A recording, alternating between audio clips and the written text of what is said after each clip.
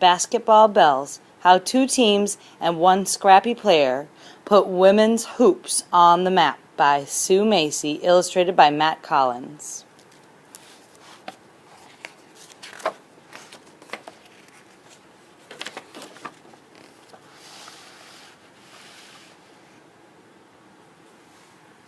Nobody can ever accuse me of being a girly girl. Sure, I can sashay around in a ruffled skirt, carrying a parasol, if I have to, but I'm a lot more comfortable in breeches and spurs. My name is Agnes Morley.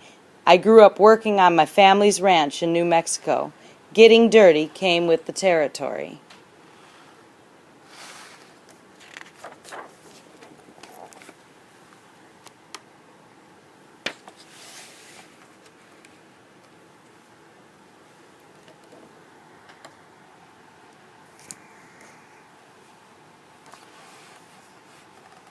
My mother hoped sending me to Stanford University would make me a lady. What would she say if she saw me now hurrying through the streets of San Francisco to play basketball? I'm sure she'd prefer that I was going to tea on the arm of a handsome gentleman. Not today. In fact, there will be no gentlemen at the game. Our opponents from Berkeley don't feel it's proper for women to perspire in front of men. I think that's silly. At Stanford, we play our games outdoors where anyone can see us.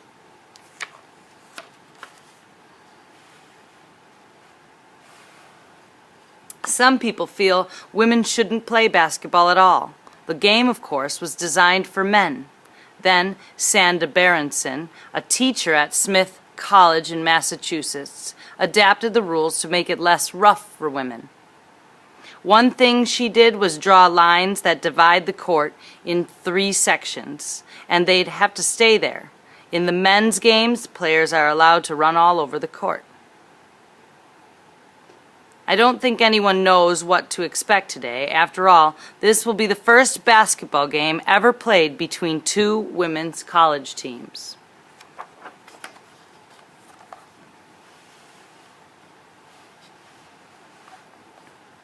More than 500 ladies cheering at the top of their lungs welcome us into the arena. Actually, their behavior is anything but ladylike. The last time I heard such a roar, I was caught in a cattle stampede.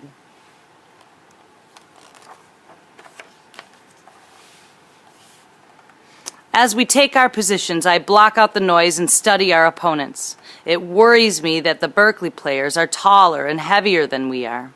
Out on the range, I've held my own against antelope and coyotes and even grizzly bears, but as a guard on our team, I'll have to stand up to 3 sturdy forwards charging their basket.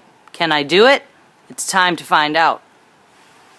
A hush falls over the crowd as the referee tosses the big stuffed leather ball in the air to start the game. I stand alert, ready anytime the sphere comes toward me. When I catch it, I whip it to Stella in the center of the court.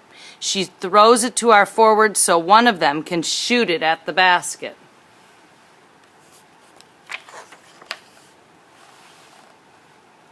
Sometimes, though, my opponents are too quick. Over and over, I find myself pushed onto the hard floor in a scramble for the ball. My opponents and teammates dive on top of me, and I am crushed under their weight. If women's basketball is a tamer version of the men's game, I'd hate to see how the men play. Most of the action in the first half is across the court, near our team's basket. Midway through the half, Stella throws the ball to Maddie, one of our forwards. She takes a long shot. Maddie's ball sails right in. We're ahead 1-0. We have the advantage now. 2 swift passes bring the ball into the hands of my teammate Frances, but her shot misses. Worse, it knocks the basket off kilter. We have no choice but to get the janitor and his assistant to fix it. Out they come. Only men. The only men in the building. The assistant stares at us so intently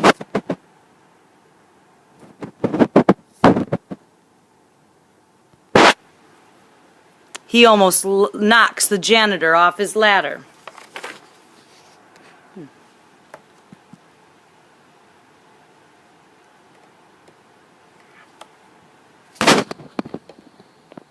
When the basket is secured, the two men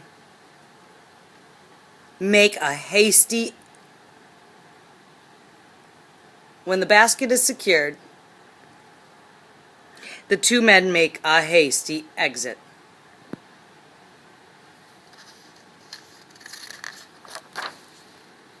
With the ball back in play, the momentum shifts.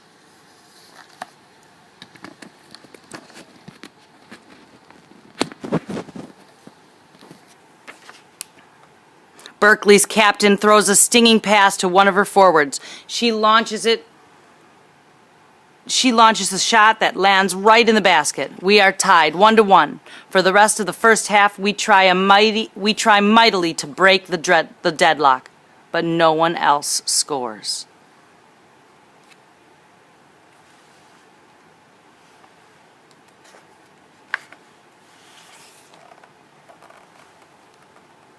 Berkeley comes back from the halftime break with even more energy. It seems that the ball is always whizzing around me as our opponents push to their basket. My teammates and I jump and lunge to stop all of their shots. Berkeley guards play just as fiercely around our basket, and neither team scores. Suddenly, a piercing whistle stops the action. In our frenzied activity, both teams have committed fouls. No one player from each team gets to take a foul shot.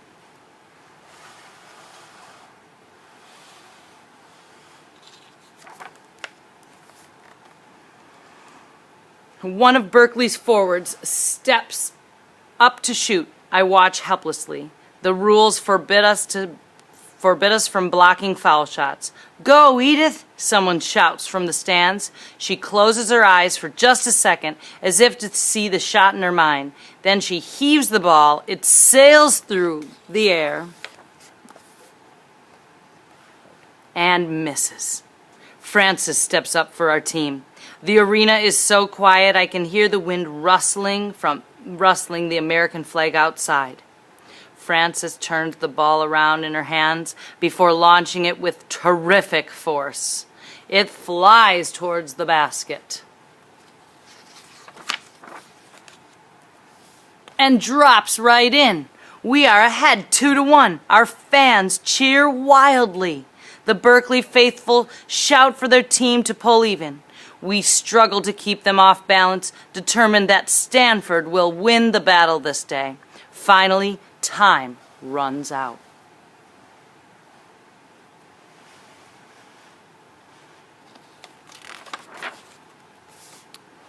Victory is ours. We laugh and hug one another, beside ourselves with joy.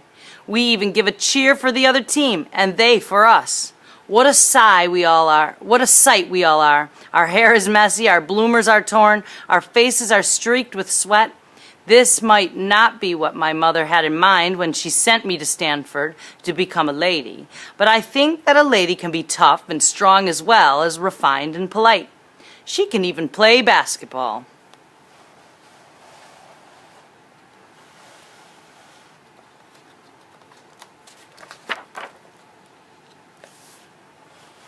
The author's note and the timeline. 1891 is when James Naismith invents basketball, and the Women's National Basketball Association in 1997. Stanford and Berkeley play the first women's intercollegiate game, so that was in 1896. 1896 was the first women's basketball game at a college. The end.